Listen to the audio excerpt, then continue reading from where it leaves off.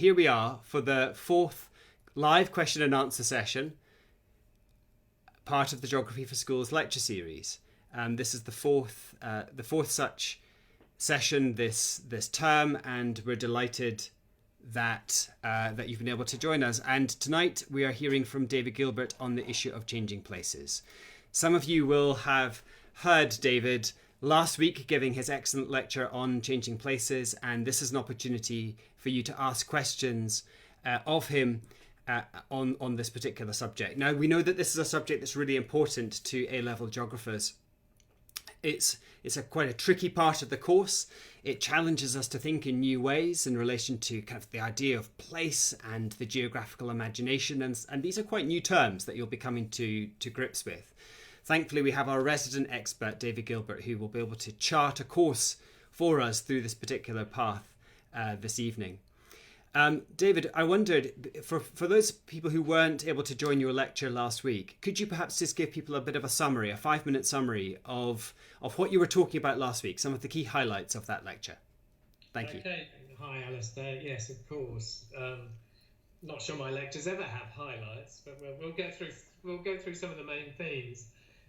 What I was talking about was this idea of place, and I think it's often quite difficult when academics, when geographers approach words that are used in everyday speech, in everyday language. So the idea of place may mean something specialist to us in a geography A-level curriculum or in a degree program, but it's also something that people use all the time. So people will talk about, I don't know, this being a nice place, or feeling out of place is a phrase that people use quite a lot. And I think what that does is draw attention to the way that place is more than just mere location. So if we unpack the question, where are you? There are a couple of answers to that. So you can give an answer which is very much about location. You can give an answer that perhaps says, well, I'm here on the map, or you might, I don't know, through Facebook or WhatsApp or whatever, you might be sharing your location, and there's a little flag or a pin that drops down on exactly where you are. That's about location. But if you kind of said to someone, what place are you in? All sorts of other things start to come into play. They start to have a sense of, perhaps a sense of meaning, perhaps a sense of feelings about that particular place.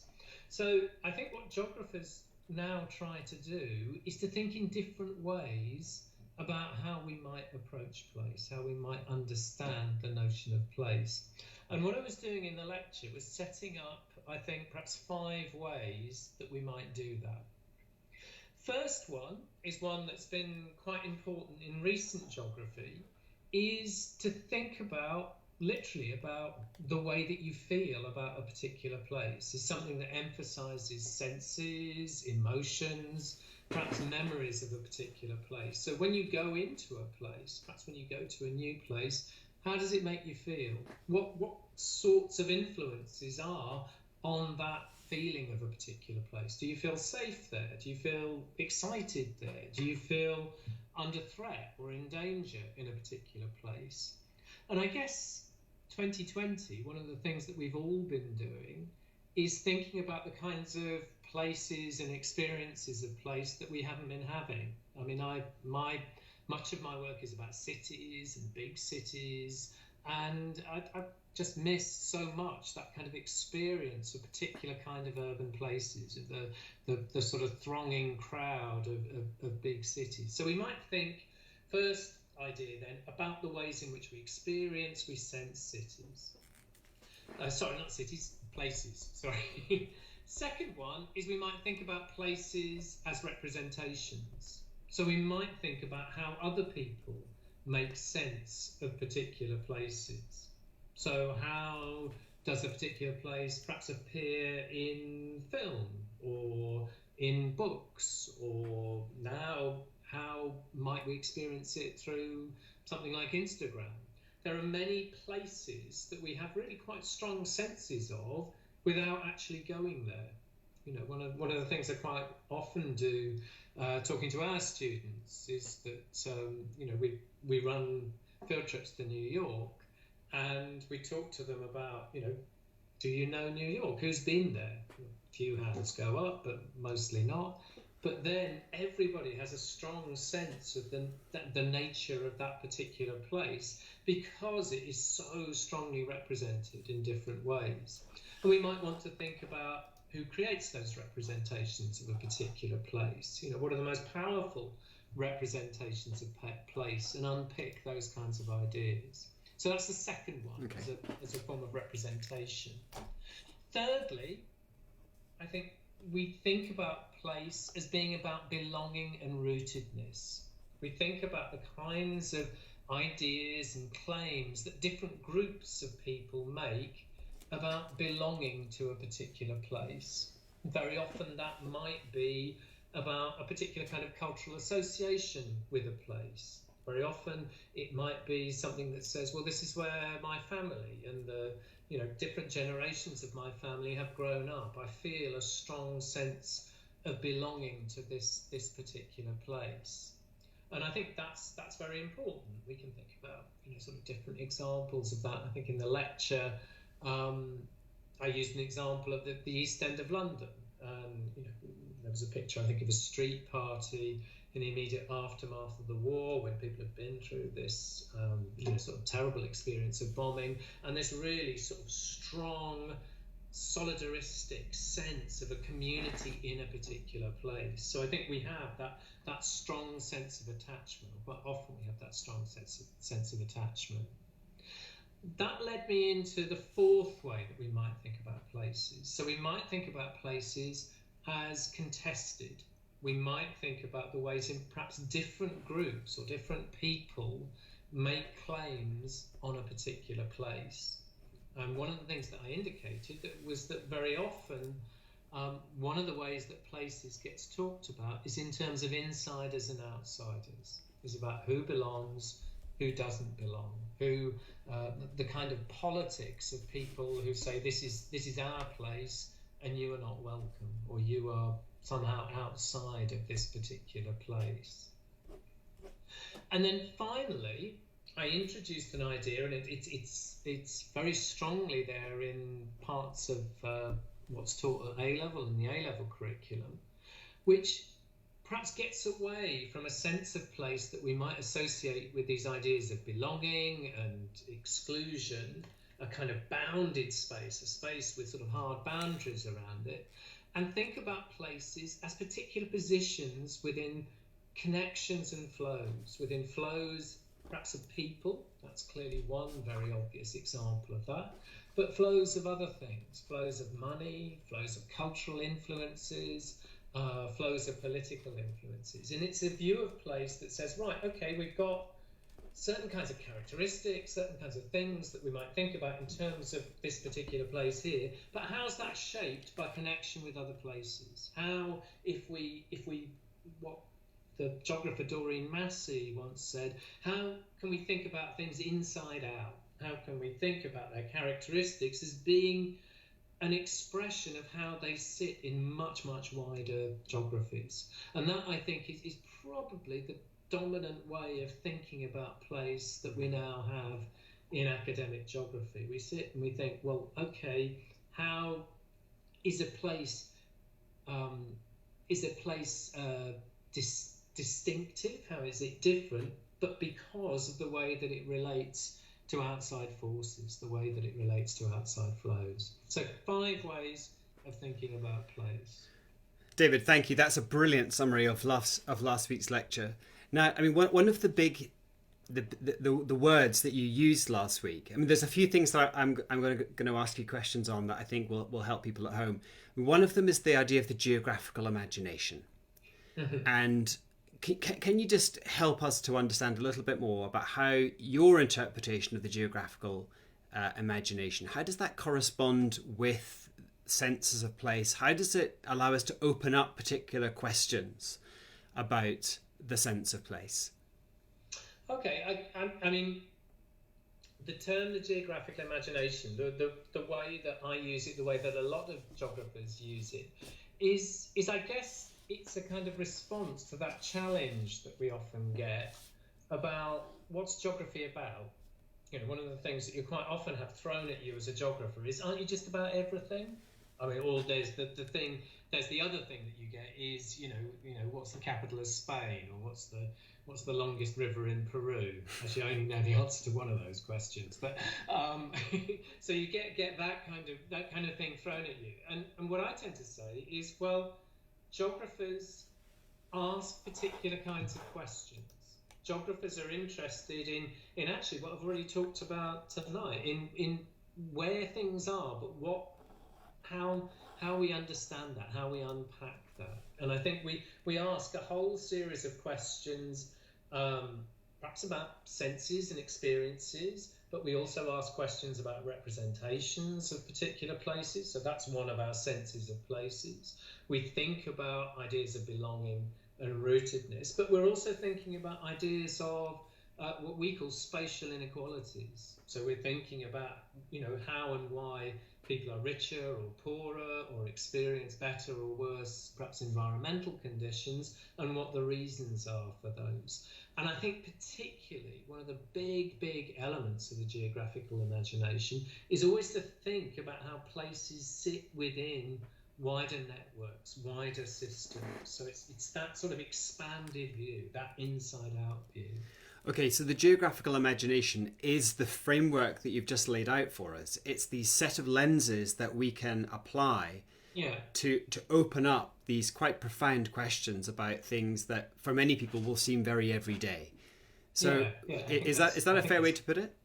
Yeah, I think that's a fair way to put it. I think it's a mindset, if you like. It's a set of questions that you ask, and you're always thinking about the connections between particular places and other places. So you don't just sort of look in that kind of way. And I guess the contrast would be with other approaches. So an economist might tend to try and reduce things to a particular kind of model that explains different sorts of things. I think geographers are very often looking for difference between different places. Why are places different and yet still connected? So I think that's really important. No, that's really helpful. David, one of the things I was really struck by in your lecture last week was the issue of scale. And you've kind of touched on that again today, because you've talked about different scales of places. And I think one of the things I was really thinking hard about over the past week was, when does a place become so big that it kind of loses the definition of it being a distinct place?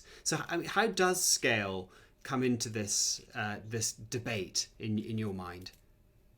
Well, I mean, I think it's one of the ways in which that kind of the fact that place is something that we use in ordinary language makes it difficult, because you will hear people sometimes talking about London as a particular kind of place. Well, London is also lots and lots of places. It's very varied. In some ways, it doesn't make much sense to think about London as a single place. But much of these ideas might even apply to thinking about nations as particular kind of places. I think it's helpful to keep things more local. I mean, I think that we probably need different kinds of tools, particularly as you know, as a political geographer, when we're thinking about perhaps nationalism and national identities and other sorts of things. And I think it's precisely because those different elements of the geographical imagination come together in different ways at a more local scale. And I think one of the things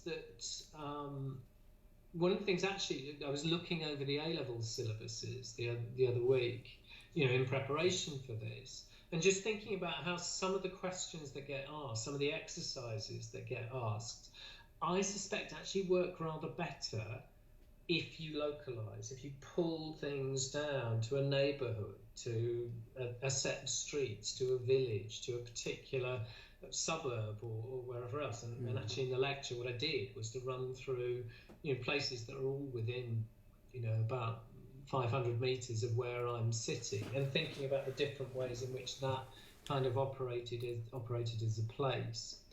And I think one of the things that does is allow us to think about how places relate to processes that operate at a different scale. then how does a place like, this neighbourhood that I'm in at the moment in Ealing relate to the kind of wider geographies of London? So what are the kind of employment networks that people live around here, how they plugged into those, how do transport and mobility on a kind of day-to-day working basis impact this particular place, but perhaps also things that operate at a bigger scale. So we're thinking about how places interact with stuff that sometimes we talk about operate globally, but certainly operate on much, much bigger scales. So, yeah. Yeah. David, that's really interesting. Turning back to that framework that you laid out for us before, you talked about space as being somewhere experienced or sensed. Places. Did I say spaces? I'm sorry. I said spaces. I did say spaces. Forgive me. A place as somewhere experienced or sensed. And I think we can all probably relate to that, that we've all felt, for example, senses of fear, perhaps in particular places. And of course, that also then opens up the possibility that places change during the course of a day, for example. We might feel very differently about somewhere during the day or during the evening. So how does this idea of changing places account for temporal changes that affects the way that we do sense place? Yeah, I think that's really important and really interesting. So there are quite a few geographers who have been writing about, particularly about the night. I mean, about the way at night places change. Well, firstly, there are changes in the kinds of people that are around. So you may have a place that has completely different associations, completely different meanings at different moments during a particular day.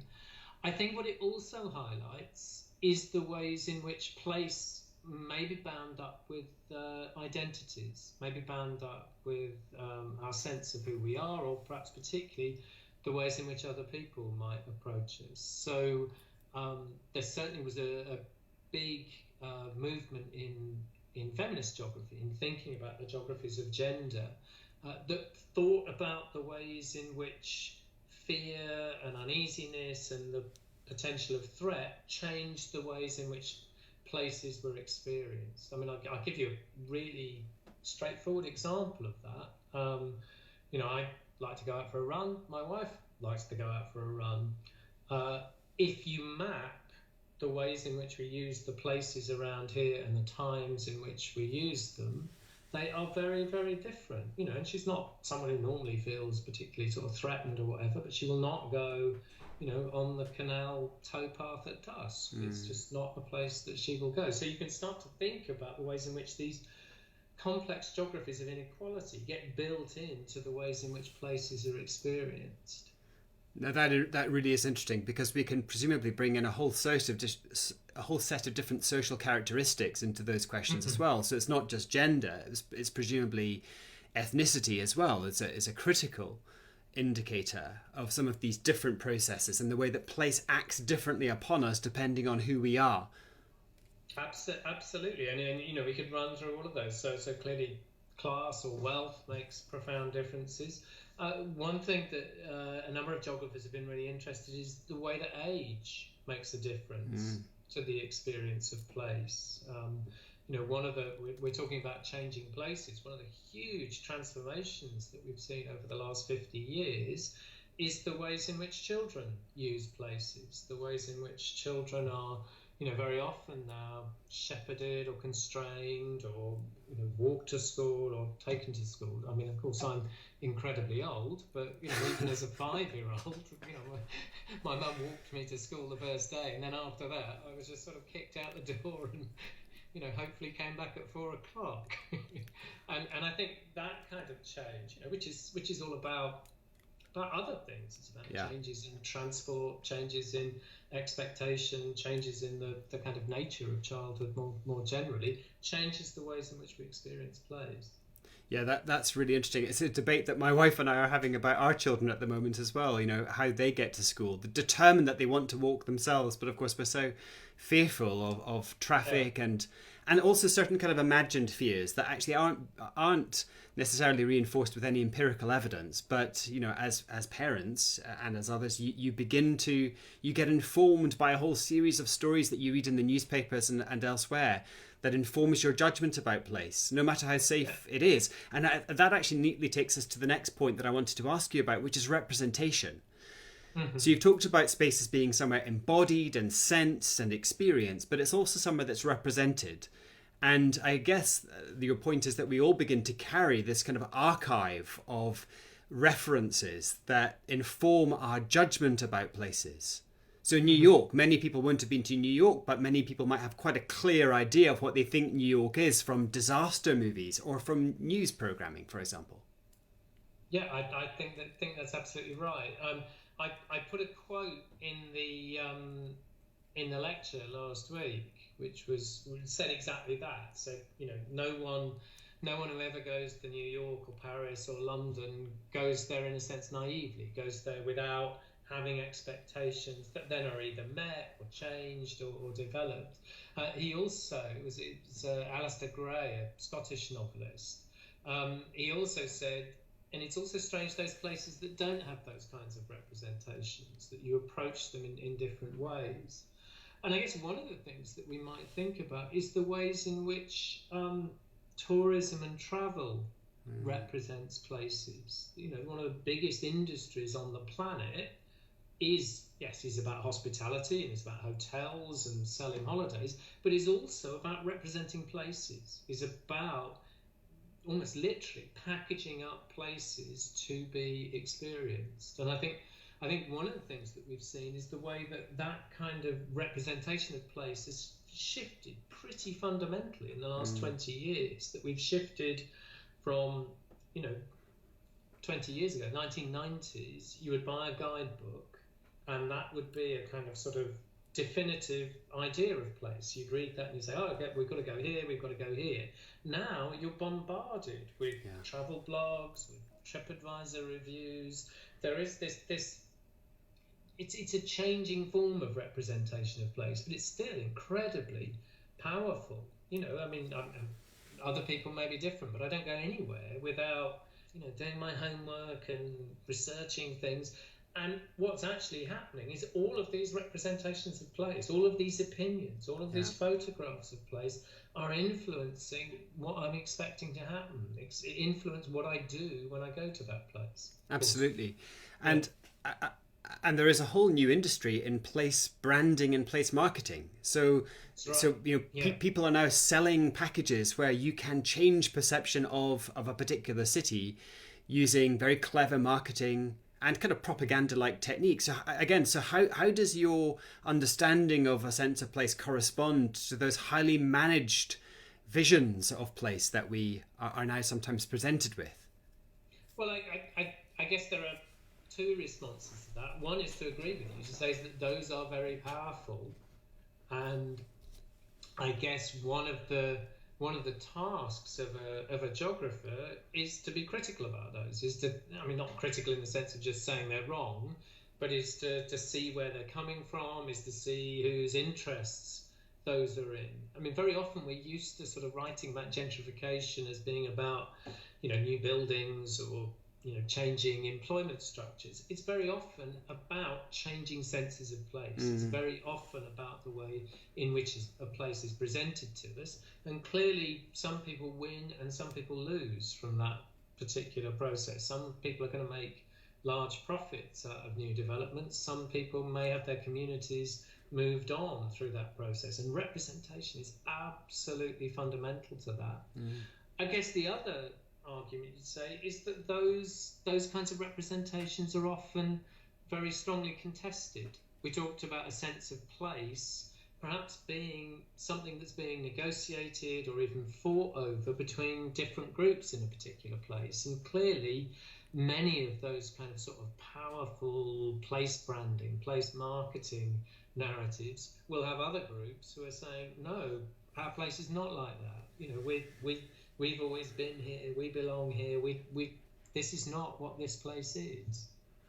Again, I mean, you've led me on really neatly to my next question, which was going to be about that point you made about place being contested, and the fact that that so often, maybe it's those representations, maybe it's other things, they create a certain sense of being inside somewhere, and similarly, there's often an exclusionary kind of strategy there as well. And I think we definitely do see that in gentrification strategies, where new kind of urban neighborhoods are being planned and designed and marketed and branded, deliberately trying to create the sense that some people belong, and perhaps a traditional neighborhood no longer belongs to people who used to live there.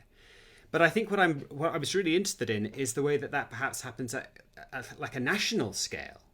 You know, when countries, again, you know, there's a sense that there are insiders and outsiders, and there's that then dovetails neatly with other big topics like nationalism. Mm-hmm. And I mean, I think we're pretty struck at the moment by those kind of narratives. We look back to the United States over the last 8 years, for example, a very clear sense that there are those who belong and there are those who are excluded, and there aren't just representational exclusions. There's been the building of new infrastructures to try and exclude there. So again, does having a sense of place, does that help us to think about national strategy in that sense, or am I stretching that too far into my political geography realm? Yeah, you're changing this into your specialism, aren't you? Oh, yeah. I think that is really interesting, and I guess I'd have a couple of comments on that. One is that I'm very struck by the ways in which the local and the national quite often sit together. That we may project things into national politics that very often are expressions of the experiences that we have in our particular place, our particular locality. So I think some of that kind of politics that you're talking about in the United States, certainly in Britain, the kind of Brexit referendum, the discussion about what came to be called the sort of red walls at northern towns and communities. I think what you got was a national politics that was also expressive of certain things that had happened at a local level. Some of those were about the politics of austerity. Some of those were about either the kind of perception of high levels of immigration, or certainly immigration combined with a changing industrial and employment structure. So I think senses of place locally may impact very, very strongly on national politics. I think in the States, what you're seeing is the ways in which you have very, very unconnected senses of place, very different kinds of senses of place. I guess the other response to that is to say that this emphasis on places being made in terms of their relationship with other places, that being made up through connections and flows, and a kind of emphasis that that's always happened, that even the most closed and stable of communities you cannot understand in its own terms. It's part of economic structures, it's part of structures and connections of culture, perhaps through religion. It's part of, there always will be migration in, migration out that impacts on that. And actually just saying that, demonstrating that through looking at what those connections and flows consist of, I think changes our sense of place. So changes our sense of place from always thinking about them as kind of inward looking, perhaps defensive, and gives us a different sense of what place might be. David, that's absolutely fantastic. I'm conscious of the time. We've probably done about half an hour already, and you've neatly taken us with that last comment onto that final point that you made, which was about wider connections and wider flows. So I think through your summary and then through the questioning, we've kind of covered all of those bases. David, thank you so much for being with us this evening and for covering this difficult but really exciting topic in ways that I think will be genuinely new for many people. Now, this was the fourth such session that we've had this term. So, David, you've had our final session before Christmas dedicated to you. But this will be continuing next term as well. So we'll have another set of 4 lectures and 4 sets of question and answer sessions. Let's hope we can get the audio to work more reliably next term. We're still learning our way through this. And the great thing is that from January, we're also going to have a new Teachers Hub where these lectures will sit and the question and answer sessions will be there as well. And they'll be accompanied with a whole set of teaching resources so that you can marry up the lectures and the Q&As with some resources that will be usable in classrooms or to help with your revision. I know that if questions come in over the next few weeks, David, I'll make sure that they get passed on to you and we can keep on answering those. But David, thank you so much for your time, and to everybody at home, apologies for the slight technical hiccup at the start of tonight's session, but I'm so glad that you were able to join us and to hear David on Changing Places. Thanks ever so much, and I hope everybody has a very happy Christmas and festive season. Thank you. Thanks everyone. Bye-bye.